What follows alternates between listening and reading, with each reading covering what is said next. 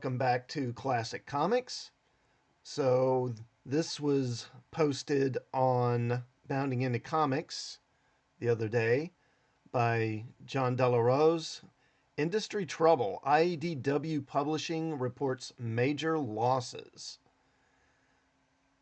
Let's just take a look at this, shall we? The comic industry has been in a downward spiral over the last decade, with sales becoming shaky as specialty comics shops close. While Marvel and DC have big parent companies to keep them afloat, the smaller publishers are becoming more at risk to failure under the current business model. IDW Publishing has been under intense scrutiny, especially as their company relies on expensive licenses of various properties for the majority of their comic sales. The publishing company has obtained the license to publish Dungeons and Dragons, Star Trek, Godzilla, Teenage Mutant Ninja Turtles, Sonic the Hedgehog, and many others. The expectations of sales for such big name properties create a predicament for the company given the state of the industry. On January 9th, IDW Media Holdings released its fiscal Q4 earnings for 2022 with a year end of October 31st. In this period, IDW Publishing suffered a $1.6 million loss, which added to lesser losses in prior quarters, brings a total of 1.9 million losses for the fiscal year. And I have to say, this cover looks kind of cool. This is an interesting grouping.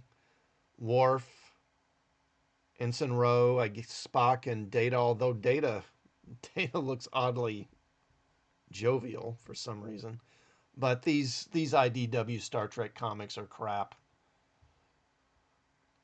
This marks the second year in a row IDW Publishing has taken major losses, with a 0.8 million loss reported on their 2021 financial reports.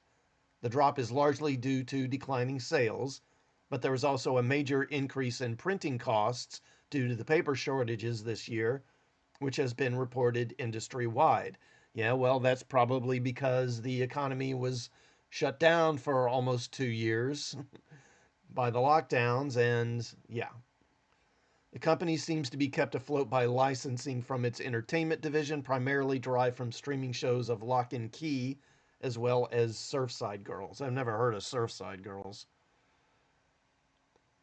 IDW Media Holdings CEO Alan Grafman explained, "We're pleased to have closed out fiscal 2022 with strong fourth quarter performance, as reflected in increased revenue, enhanced operating results, and improved profitability year over year.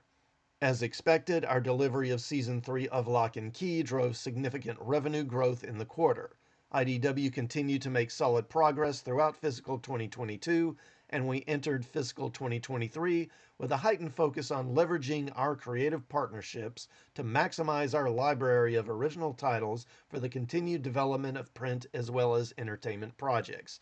In other words, we're going to continue to keep trying to license stuff for Netflix or other streaming shows and hope that that'll keep us afloat.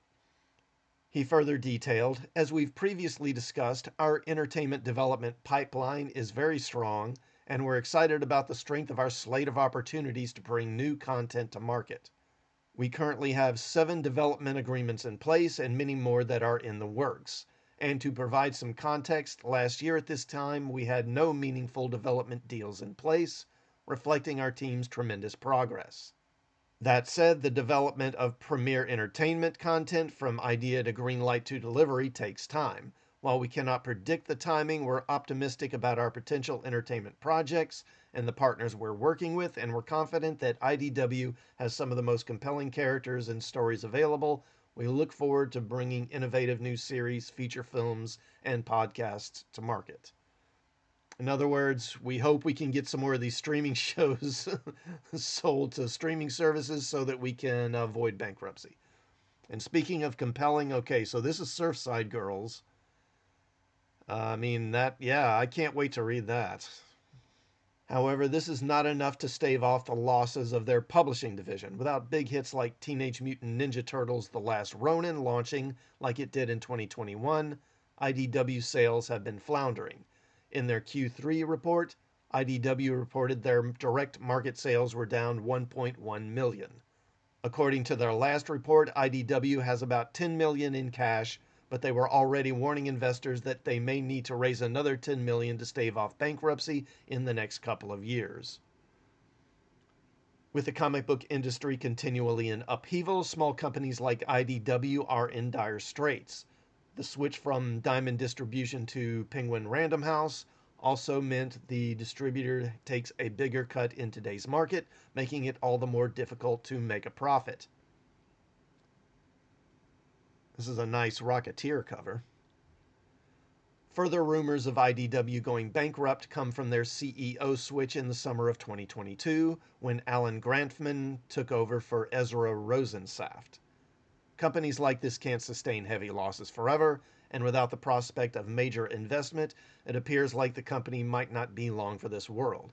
As the licensor of so many major media property licenses, it has to have its competitors foaming at the mouth to obtain some of the more interesting comic book licenses.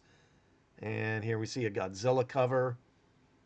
Godzilla, Mothra, and that's Hedorah. Isn't that what that one's called?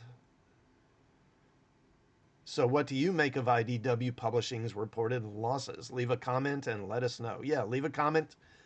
Let me know what you think of this.